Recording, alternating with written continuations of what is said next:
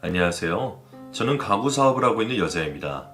매일 이 채널에 들어와 많은 사연을 듣고 또 들으며 재미를 느끼기도 하고 인생을 곱씹어보기도 했는데요. 그러다 가슴에 꽁꽁 숨겨두었던 제 사연을 함께 공유하면 어떨까 하는 마음이 들어 이렇게 글을 쓰게 되었습니다. 배신과 스릴러 반전, 액션까지 양념이 된 이야기이니 귀를 기울여 주시기 부탁합니다. 제 나이 40살이 되기 전까지는 남들처럼 평범하고 무난한 삶을 살았어요. 남편과 아들을 키우는 가정주부로 지냈죠. 그런데 남편이 음주운전 차량에 치여 숨지면서 제 모든 게 산산이 부서지고 말았답니다. 그이가 세상을 떠나고 한동안 우울하게 집에서 누워만 있었는데 이제 10살 된 아들을 키워야 했기 때문에 정신을 차리고 현실을 직시하게 되었어요. 이제부터는 제가 경제활동을 해야 했기 때문에 세상 밖으로 나갔습니다. 남편 지인의 소개로 가구점 판매원으로 일을 시작했는데 생계를 이끌어야 할 가정의 무게를 짊어져서 그런지 일을 누구보다 열심히 해서 많은 가구를 소비자들에게 판매하여 수익을 올렸습니다. 한 자리에서 5년 동안 일했더니 어느새 점장의 자리를 꿰차게 되었고 부하 직원을 가르치는 스승이 되기도 했답니다. 그런데 전 거기서 욕심을 그치지 않고 더 높이 올라가야겠다는 결심을 했어요. 아들을 충분히 잘 키울 수 있는 여건이 되긴 했지만 이보다 더 많은 걸 베풀어주는 엄마가 되고 싶어 남편의 유산과 제가 모은 돈으로 수입 가구점을 열었습니다. 가격이 비싸긴 하지만 좋은 걸 아는 소비자들이 꽤 많아서 판매하는 데는 큰 어려움이 없었어요. 제 영업 실력과 서비스 마인드가 있었으니 비싼 걸 파는 것도 별 다르지 않았답니다. 그렇게 3년 뒤에는 다른 지역에 분점을 내게 되었어요. 그래서 50대의 삶은 더 바빠졌습니다. 두 곳의 매장을 관리하며 살다 보니 아들과 함께하는 시간이 현저히 줄어들었어요. 그래도 이젠 대학도 열심히 다니는 나이가 되어 바쁜 저를 이해해 주었고 자기 공부를 아주 열심히 했답니다. 입학할 때부터 장학금을 받고 들어갔는데 4년 내내 수석을 놓치지 않아 제 도움 없이 대학을 졸업했네요. 아들에게 제 가구점에서 일해볼 생각이 없느냐고 물었더니 제 도움 없이 성공하고 싶다며 거절했습니다. 아들은 먼저 큰 회사에 취직했고 꽤 높은 연봉을 받으며 사회생활을 시작했어요. 언젠가 자기만의 사업을 하겠다는 꿈을 생각하면서 말이죠. 그렇게 저희 모자는 각자의 위치에서 최선을 다하며 하루하루를 살았습니다. 저는 5년이 더 지났을 때 수입 가구점을 6개의 분점을 더 냈고 아들은 회사에서 번 돈과 퇴직금으로 사업을 시작했어요. 아들이 시작하는 사업은 그다지 큰 돈이 들지 않는다며 저에게 손을 벌리지 않고 시작하더군요. 그래서 스타트업을 시작한 지 2년이 지났는데 아들은 노력과 달리 자리를 잡지 못했고 이렇다 할 매출을 내지 못하더라고요. 막연히 열심히 발로 뛰면 일이 잘 풀릴 줄 알았던 거죠. 그래서 제가 도움의 손길을 내어주었습니다. 사업 자금과 그동안의 영업으로 알게 된 사업가들에게 아들 이야기를 퍼뜨렸답니다. 그러자 아들 사업에 발동이 걸려 일이 넘치게 들어오기 시작했어요. 사무실에서 혼자 감당할 수 없을 만큼 바빠져 3명의 직원을 고용해 일처리를 했습니다. 그제야 아들 얼굴에 미소가 돌아왔고 집에도 일찍 들어오는 날이 많아졌어요. 이 모든 게 제 덕이라며 축혀세운 아들 녀석은 엄마라는 당신이 없었으면 아무것도 못하는 능력 없는 사람이라고 하더군요. 엄마, 난 내가 특별하고 잘난 놈인 줄 알았는데 그게 아니었어. 지극히 평범하고 모자란 게 많은 놈이었어. 엄마 아니었으면 사업은 진작에 말았을 거야. 고마워. 내가 한 게 뭐가 있다고 그러니. 그리고 태진이 넌 특별한 사람이야. 나에겐 착하고 멋진 아들이고 일에 있어서 누구보다 열정이 넘치는 사람이라고. 엄마는 다리를 도와준 게 전부니까 넌 그 다리를 열심히 건너다니면서 꿈을 키우면 된단 말이야. 알았지? 고마워 엄마. 나 꼭 10배로 성공해서 엄마한테 효도할 거야. 일하지 않고 집에서 놀고밖에 해드릴 거라고. 그 말을 듣자 흐뭇하고 마음이 뜨뜻해지더라고요. 그런데 아들이 너무 일만 하는 것 같고 저하고만 시간을 많이 보내는 게 살짝 걱정이 되어 다른 말을 꺼냈습니다. 태준아, 그런데 너 만나는 여자는 없니? 이제 슬슬 결혼 생각을 해야 할 때가 아닌가 싶어. 사업도 자리를 잡았겠다. 마음의 여유도 있잖아. 나중에 사업이 바빠지면 여자 만나는 게 더 힘들어질 수 있거든. 아, 결혼이요? 사실 만나는 여자가 있어. 얼마 되지 않았는데 너무 예쁜 여자라 결혼까지 생각하고 있다고. 조만간 집에 데려와 인사시켜 드릴게. 어머나, 그게 정말이야? 순진한 줄 알았던 이 녀석 할 건 다 하고 사는구나. 그래, 만난 기간이 뭐가 중요하겠니? 네가 진심으로 좋아하고 사랑하면 그만이지. 엄마, 내가 좋아하는 여자면 무조건 허락해 줄 거야? 네가 좋아하는 여자를 내가 왜 반대하겠니? 보나마나 착하고 좋은 여자겠지. 아무 때고 집에 데려와 봐. 아들 성격에 이상한 여자를 만날 일은 절대 없었으니 무조건 허락해준다는 말에 남겨주었습니다. 그런데 몇 주가 지나자 아들이 집으로 결혼할 여자를 데리고 왔어요. 처음 현관문에서 저에게 인사를 했는데 저는 예비 며느리 얼굴을 보고 깜짝 놀랐답니다. 화장을 얼마나 많이 했던지 반감이 들더라고요. 옷차림도 살을 다 드러내는 복장이라 민망하더군요. 제가 보수적인 사람은 아닌데 시댁에 인사오는 며느리의 겉모습을 보니 허락해주고 싶지 않았습니다. 인사를 하고 집 안으로 들어온 며느리는 제 앞에 다가섰는데 껌을 짝짝 씹으면서 말해 있더라고요. 와, 집 좋다. 이런 집에 사는 남자가 내 신랑감이라니. 완전 놀았네. 응? 아가씨, 지금 뭐라 그랬어요? 노났다고요? 네, 이런 집에 시집 오면 인생 피는 거 아니겠어요? 내가 남자 하나 제대로 물었네. 예비 며느리가 들어보니 산티가 줄줄 흐르더군요.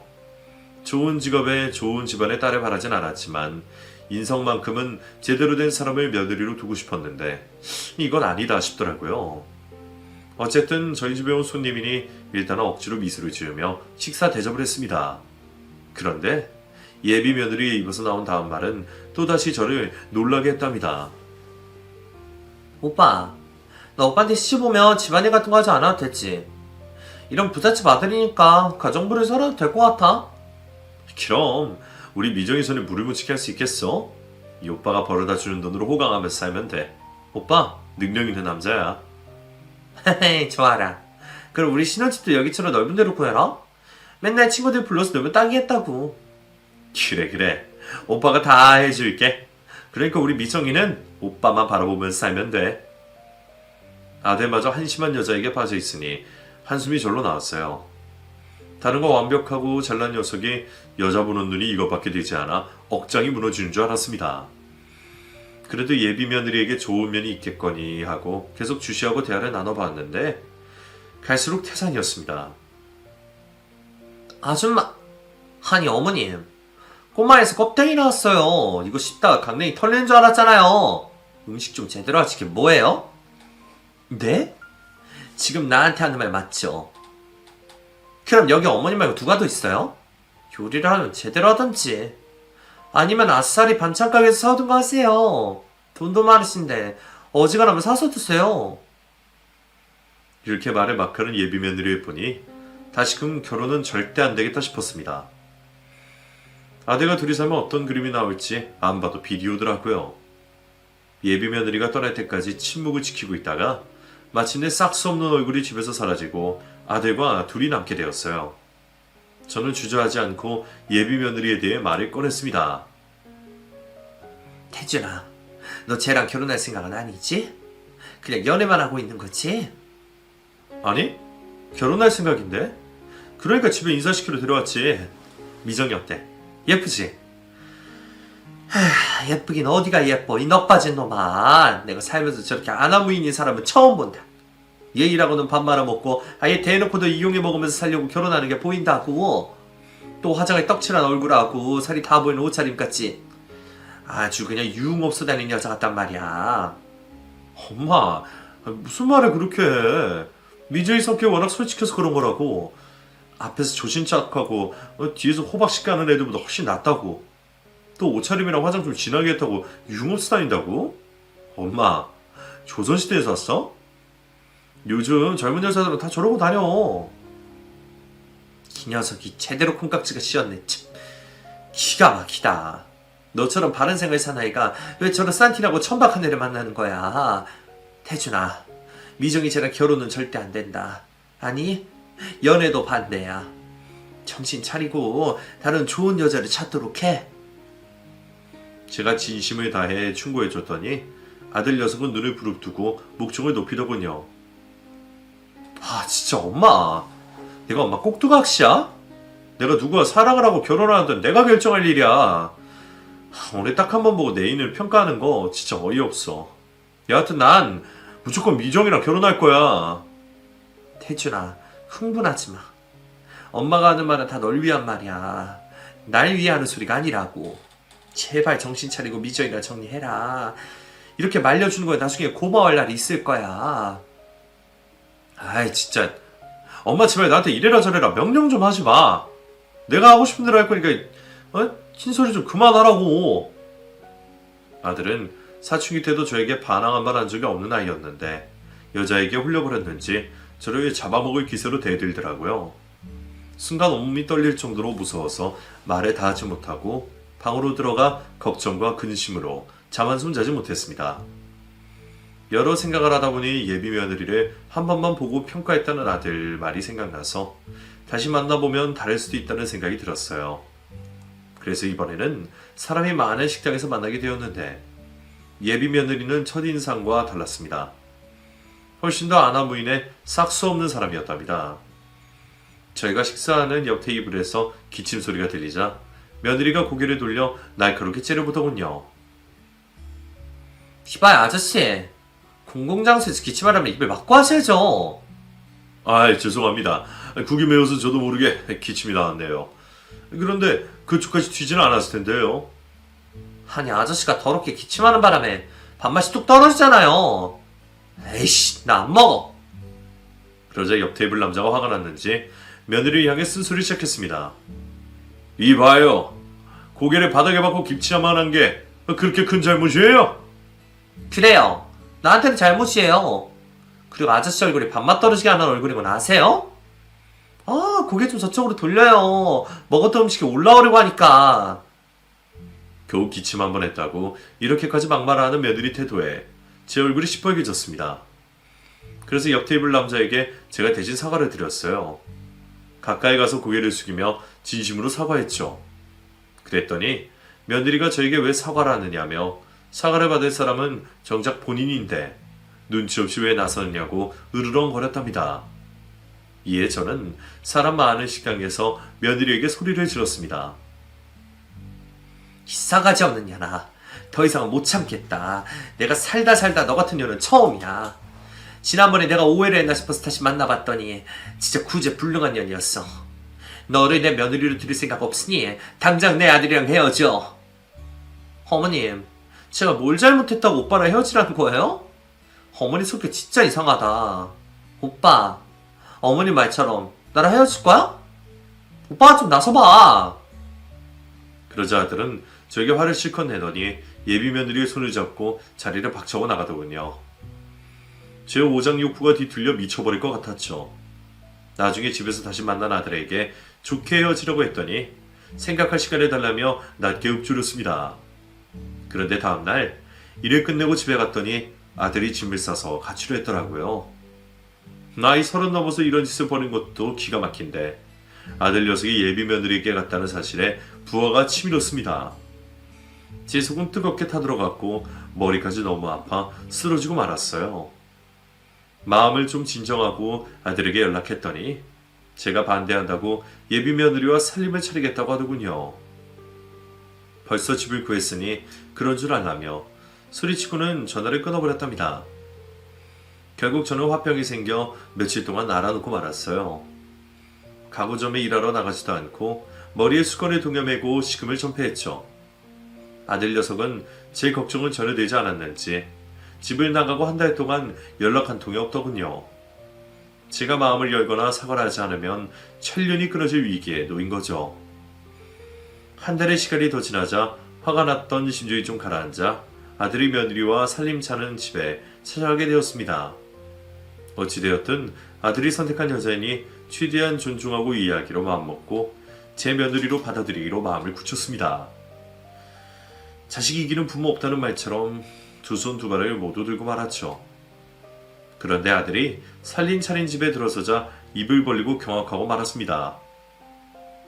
며느리 혼자 집에 있었는데 거실 바닥에 술에 취해 떡이 된 남자들과 여자들이 있었어요. 며느리는 누군지 모를 남자의 팔베개를 하고 코를 골고 있었습니다. 분노한 저는 악을 쓰며 소리 질렀어요. 야, 이게 다 뭐하는 짓이야? 내 아들 꽂혀서 살림을 차렸으면 사람답게 하고 살아야 하는 거 아니냐? 그런데 꼴 이게 뭐야? 대낮부터 술 처먹고 자빠진 것도 모자라 남자들까지 집에 끌어들여? 그러자 젊은 남녀들이 일어났고 며느리도 곧 눈을 비비며 저를 올려다보더군요. 내 시어머니네? 어서 오세요. 그런데 제가 지금 머리가 너무 아파서 좀 누워있어야겠어요. 뭐하러 온 건지 모르겠는데 주방 좀 치워주고 해장국 좀 끓여줘요. 뭐가 어째? 이런 인간 말종 쓰레기를 잠시나마 며느리로 드리겠다 생각한 내가 바보 천지다. 야, 난 너랑 절대 한 식구가 될 수 없어. 지금 네가 하고 있는 짓을 태준이한테 모두 알리고 너랑 헤어지게 만들겠어. 이거 오빠도 다 알아요. 허락받고 이러고 노는 거라고요. 설마 남자들이 있어서 눈이 돌아간 건가요? 어머님, 얘네들은 다 친구예요. 또 구석기 마인드로 남자랑 친구하면 안 된다고 말할 건 아니시죠? 진짜 상종 못할년이네. 이 육실하려나. 내 아들이랑 당장 헤어져. 뭐래? 어머님 아들은 나 없으면 못 살아요. 쓸데없는 소리 할 거면 그냥 나가시고 나랑 고부 사이가 되려면 빨리 해장국이나 끓여요. 이런 황당무계한 말을 들은 저는 바로 밖으로 나와 아들 사업장을 찾아갔습니다. 상황 설명을 다 하고 며느리와 정리하라고 했더니 눈에 불을 켜고 악을 쓰더군요. 나한테 이래라 저래라 하지 말랬지. 미정이가 집에만 있어서 심심해서 친구들 좀 부른 거 가지고 이러면 어쩌라는 거야. 엄마, 진짜 조선시대에서 왔어? 대화가 통하지 않으니까 미치고 팔딱 뛰겠다고. 제발 나랑 미정이 좀 내버려둬. 태준아, 너 내 아들 맞니? 순진하고 착한 내 아들은 어딜 가고 이렇게 막 나가는 놈이 있는 거야. 제가 눈물을 글썽거리며 말했더니 아들은 사무실에서 절 밀쳐내더군요. 다시는 찾아오지 말라고 으름장을 놓으면서 말이죠. 그래서 전 화병만 더 키운 채 집으로 돌아갔답니다. 며칠 동안 가슴앓이를 하고 있었는데 아들에게서 문자가 한 통 왔더라고요. 무슨 말을 전하려나 핸드폰을 들어봤더니 글쎄 저와 마주치는 게 싫어서 해외로 이민을 떠났다고 하더라고요. 앞으로는 자기와 며느리를 절대 찾지 말라며 인연을 끊자고 통보했답니다. 저는 벌벌 떨리는 눈으로 문자를 재차 읽어봤어요. 혹시 헛것을 보는 게 아닌가 하고 수십 번 문자를 읽었습니다. 그런데 아들이 보낸 문자는 현실이었고 이민을 떠난 것도 진짜였습니다. 그렇게 저는 아들에게 버림을 당하고 말았어요. 힘든 시기가 있었지만 이렇게 무너지면 저만 손해라는 생각이 들어 정신을 부여잡고 일에만 전념했어요. 제가 키운 수십 가구점을 그대로 내버려두면 안 됐기 때문에 일에만 집중했죠. 아들에게 배신당한 일이 매일같이 머릿속에 떠올라 스트레스가 상당했지만 이를 악물고 버티고 버텼습니다. 그렇게 아들을 제 가슴에 묻고 5년의 세월을 보냈답니다. 그런데 얼마 뒤 제 집에 초인종이 울렸어요. 늦은 시간인데다 올 사람이 없어 경계심을 가지고 인터넷에 애정을 봤는데 해외로 떠나던 며느리가 보였습니다. 아들과 같이 온 것 같았고 사과를 할 마음이 있었는지 인터폰에 들어올려 무슨 일이냐고 물었더니 며느리가 말 대신 울기만 하더라고요. 그래서 일단 집으로 들어 이야기나 들어보려고 했죠. 이윽고 현관문을 열었더니 아들은 보이지 않았고 며느리만 무언가를 들고 있었습니다. 무슨 일로 왔니? 나랑 아들 사이를 갈라놓고 혼자 여기 온 이유가 뭐야? 어머님, 오빠가 며느리가 눈물을 흘리며 말을 제대로 못하자 따뜻한 차를 타서 진정하라고 일렀습니다. 무슨 일인지 말해봐. 날 찾아온 이유가 뭐냐고. 어머님, 죄송해요. 제가 죽을 죄를 지었어요. 됐어. 지난 일을 마해서 뭐해. 난 너랑 아들을 받아주지 않을 거야. 여기 온 이유나 말하고 빨리 나가봐. 그랬더니 며느리가 오열을 하기 시작했습니다. 어머니, 죽을 죄를 지었습니다. 오빠가 세상을 떠났어요. 뭐라고? 너 지금 뭐라고 했니? 내 아들이 세상을 떠나? 며느리 입에서 나오는 말은 충격적이었습니다. 아들과 며느리는 필리핀에서 오토바이 사업을 하며 살고 있었는데 바닷가에 놀러가 수영을 즐겼는데 아들이 물 밖으로 나오지 못했다네요. 그래서 구조대가 바다로 뛰어들어갔지만 아들은 이미 숨진 상태였다네요. 그래서 며느리가 필리핀에서 아들을 화장해서 한국으로 온 거라네요. 저는 황당하고 황망한 표정을 지으며 며느리가 들고 온 나무 상자를 가리키며 물었습니다. 그래서 저기 안에 있는 게 유골함이고 내 아들이라는 거니? 네, 어머님. 죄송합니다. 제가 죽일년이에요. 저는 나무 상자 안에 있던 유골함을 꺼냈습니다. 믿을 수 없었지만 분명한 유골함이었고 겉에는 아들 이름이 적혀 있었답니다. 또 사고 경위서와 사망 신고서를 읽어봤습니다. 아들이 세상 떠난 걸 확실하게 알게 되자 그 자리에서 혼절하고 말았어요. 그러자 며느리는 제 뺨을 치며 정신 차리라고 깨우더군요. 어머니 괜찮으세요? 정신 차려보세요. 진짜 내 아들 태준이가 세상을 떠난 거니? 너랑 해변가에서 놀다 바닷속에서 숨진 거냐고. 네, 죄송해요 어머님. 저는 아들의 유골함을 끌어안고 오열하기 시작했습니다. 그러자 며느리가 저를 안으며 오열하고 말았어요. 그렇게 저희 고부는 아파트가 떠나가라 울었습니다. 정신이 혼미해진 저는 넋을 잃고 일주일 내내 잠도 자지 못했고 밥도 먹지 못했습니다. 며느리도 마찬가지였고요. 침묵으로 힘든 시기를 버티고 있다가 곧 마음에 정리해야겠다는 생각이 들었습니다. 아무리 싫어도 아들이 사랑한 며느리에게 그만 떠나라고 일러주었죠. 미정아, 그만 돌아가라. 이렇게 내 집에서 계속 지낼 순 없지 않니? 너도 네 인생을 살아야지. 어머님, 오빠를 이런 지금 상황에서 할 말은 아니지만 제가 가진 게 아무것도 없어 갈 곳이 없어요. 그게 무슨 소리냐? 내 아들이 세상을 떠나면서 제사를 받았을 거 아니야. 사업도 제법 잘 됐다면서. 또 보험금도 있을 거 아니니. 사실은 필리핀에서 한 사업은 잘 되지 않았어요. 비즈니스 차린 거라 다 빼앗겼어요. 보험은 진작에 해지해서 받을 게 없고요. 죄송해요 어머님. 잘 살아야 했는데 이런 불효를 해서. 며느리의 말을 들어보니 아들네는 필리핀으로 떠나 고생만 하면서 살았던 것 같아요. 바다에 여행을 간 것도 답답한 심정이라 떠난 거라고 하더군요. 오갈 데 없는 며느리를 이대로 내쫓으면 나중에 제가 후회할 것 같아 당분간 머물라고 했습니다. 그리고 며칠 동안 같이 지내봤는데 며느리는 예전에 알고 있던 아나무인의 싸가지 없는 사람이 아니었어요. 힘들어하는 저를 위해 삼시세끼 죽을 끓여주었고 집안 살림을 도맡아하기도 했어요. 또 말과 행동이 이정화는 180도로 달라져 있었습니다. 어머님, 이렇게 누워만 계시면 어떡해요. 나가서 저랑 바람이라도 쐬고 들어와요. 그리고 저한테 욕하시고 싶으시면 얼마든지 하셔도 좋습니다. 미정이 많이 변했네. 그동안 철이 많이 들었나봐. 옛날하고 많이 달라 보여. 어머님, 사실은 그이가 필리핀에 가자고 했을 때 제가 말렸어요. 제가 어머님한테 인정받기 위해서 다른 사람이 되겠다고 했는데 일을 무시하고 절 필리핀으로 데려가더라고요. 그리고 어머님을 찾아뵙자고 수없이 말했는데 그이가 화가 많이 났는지 제 말을 들어오지 않았어요. 변명 같지만 저 부모님께 사랑을 받지 못하고 자라서 그런 인간으로 살아왔던 것 같아요. 아빠는 알코올 중독에 허구한에 소치고 마는 사람이었고 엄마는 시도 때도 없이 바람을 피우는 사람이었어요. 그런 집안에서 살다 보니 언젠가부터 제 성격이 쓰레기처럼 변하더라고요.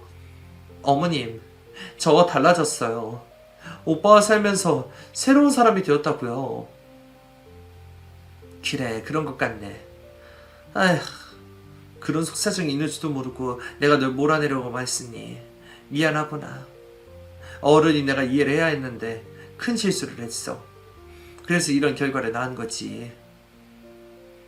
그렇게 성격이 180도 달라진 며느리와 몇 주의 시간을 더 보내게 되었는데 며느리는 진짜 착하고 좋은 사람처럼 보였어요. 같이 지내보니 제가 편하기도 하고 위로가 되었죠. 마음 같아선 같이 살고 싶었으나 젊은 여자 인생을 가두는 건 아닌 것 같아 이별하기로 마음먹었습니다. 미정아, 이제 그만 나가야지. 내가 아파트 전세금을 줄 테니 홀로 서기로 해봐. 직장도 구하고 새로운 남자도 만나봐. 어머님, 저같이 나쁜 년에게 아파트를 마련해 주신다뇨. 그런데 제 처지가 워낙 힘든 상황이라 거절을 못하겠네요. 대신 제가 그 돈을 꼭 갚도록 할게요. 열심히 일해서 이자까지 갚겠습니다. 됐어. 내 아들하고 5년이나 살았는데 아무것도 보상을 못 받으면 쓰나. 내가 전세금이랑 새로 시작할 수 있게 충분한 돈을 줄게. 감사합니다, 어머님. 이 은혜 꼭 갚을게요. 그래서 이튿날 며느리가 보는 앞에서 계좌에 차려주었어요. 며느리가 집을 따로 가져온 게 없어 바로 몸만 나오면 되였죠. 저희는 포옹과 악수를 하며 이별 인사를 했습니다. 그리고 현관문 앞에서 손을 흔들고 있었는데 누군가가 초인종을 울렸답니다. 그래서 인터폰 액정에 뜬 남자 얼굴을 봤는데 전 그 자리에 주저앉고 말았어요. 그 남자는 다른 누구도 아닌 죽은 제 아들이었습니다. 미정아, 내 아들이 왔어. 이게 어떻게 된 거야? 내가 헛걸 보고 있는 거니? 제 말에 며느리는 아무 말도 하지 못했답니다. 어찌된 영문인지 알려면 일단 현관 밖에 있는 아들과 3사대면하는 수밖에 없었어요. 이윽고 현관문이 열리며 아들이 들어왔습니다. 그리고 멍하니 서있던 며느리를 향해 싸대기를 날리더군요.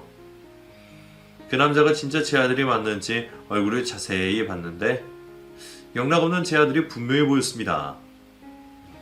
태준아, 너 살아있었니? 이게 어떻게 된 일이야? 엄마, 그동안 잘 지냈어?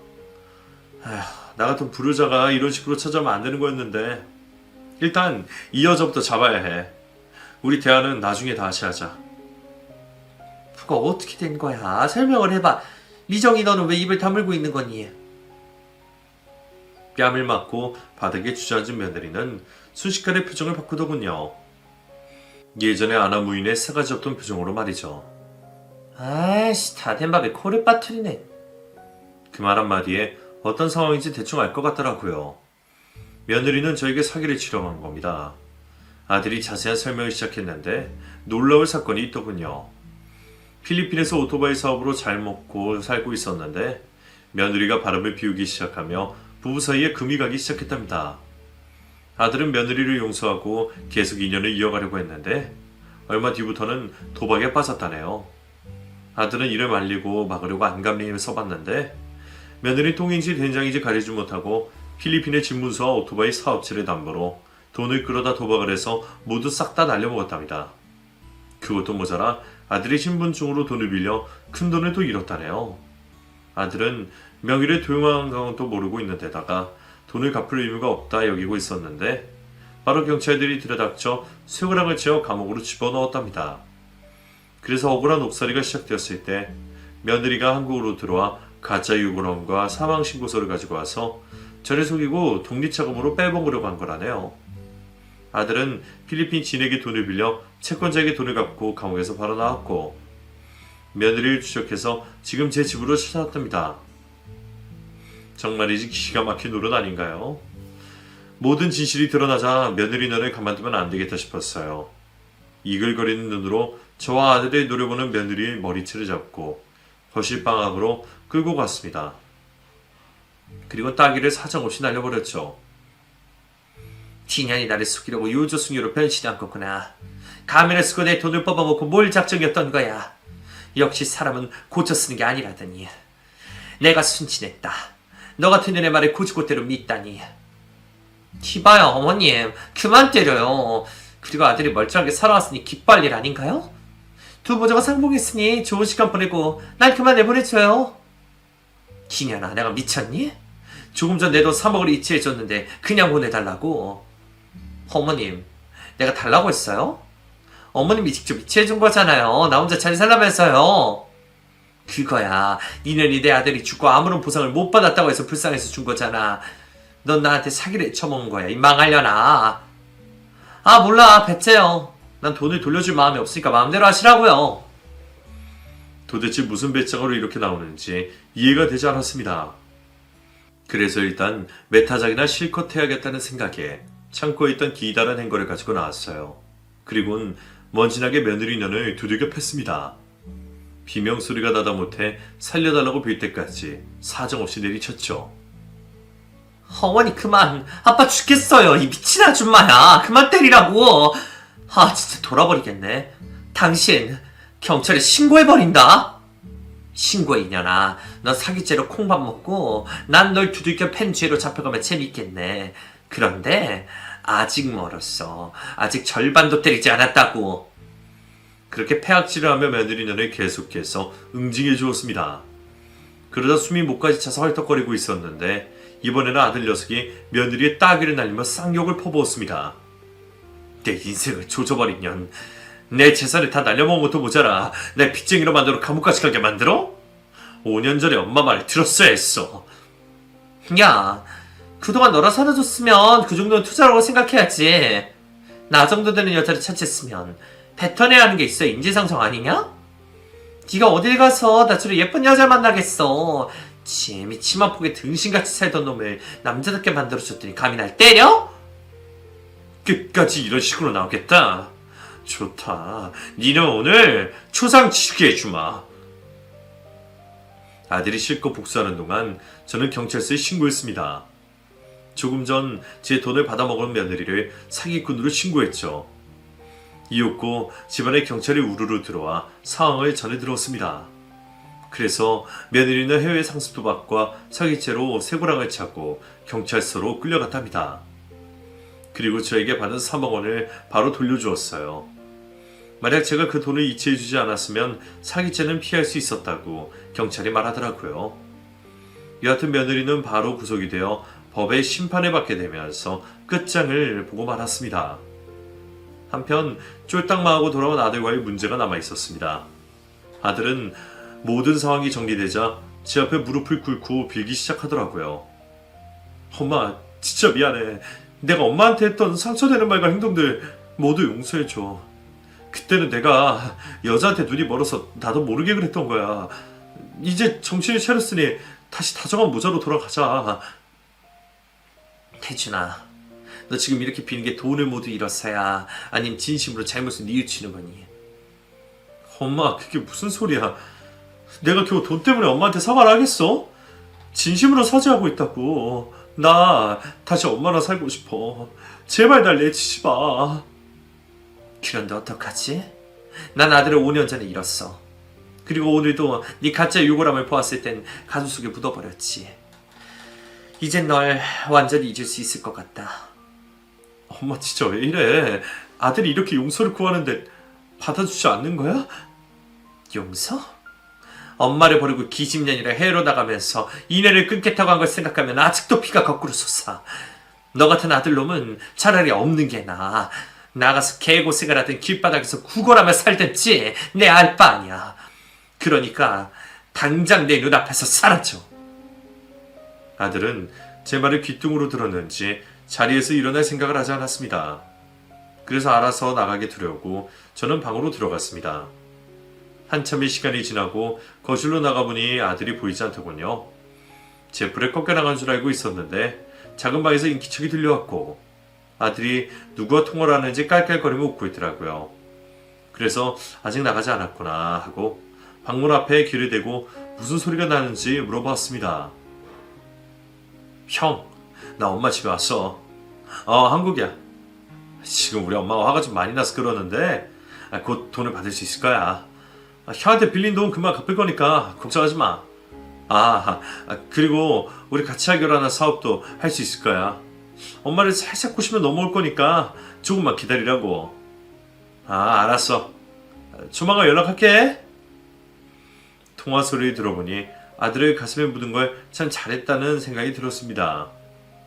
저는 방문을 벌컥 열고 며느리 눈을 사정없이 때렸다 행거를 들고 아들 놈을 두들겨 패기 시작했습니다. 거지 같은 쓰레기 놈아. 이 집에 들어온 게 돈 때문이 아니라고? 뭐? 나에게 진심으로 사죄하고 옛날처럼 지내자고? 이 나쁜 놈아. 내가 널 어떻게 키웠는데 엄마 뒤통수를 이런 식으로 때려? 엄마 그만 좀 해. 내 얼굴 보기 싫으면 안 보고 살아도 좋아. 그런데 돈은 주고 추천해라고. 엄마 가진 거 많잖아. 그 돈 혼자 다 쓰지도 못할 건데 아들내미한테 주면 돈 나냐? 엄마가 날 낳았으니 책임을 져야 할 거 아니야.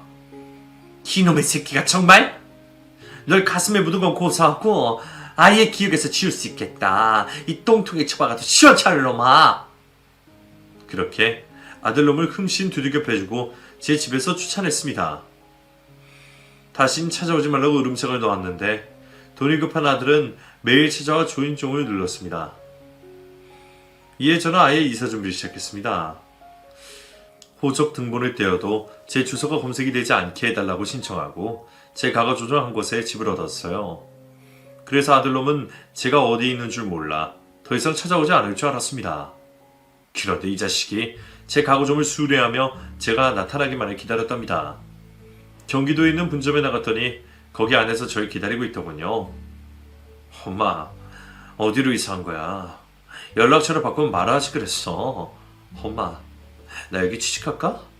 엄마 그랬던 것처럼 나도 열심히 하면 성공할 수 있을 것 같은데. 너 여기서 뭐 하는 거야? 내가 다시 나타나지 말라고 경고했었지. 아휴, 엄마 왜 그래? 부모와 자식 간의 인연은 끊으려고 해도 절대 끊어지지 않는 거라고. 그러니까 날 받아주든 돈을 주고 내쫓든지 하라고. 이 두 가지 말고는 보기가 없으니까 또 매질할 생각은 접어둬. 아 진짜. 낳았으면 끝까지 책임져야 하는 게 부모 아니야? 내가 2년 한번 끊었다고 이렇게까지 분노하는 거 진짜 유치해. 날 때릴 거면 돈 주겠다고 약속하고 때려.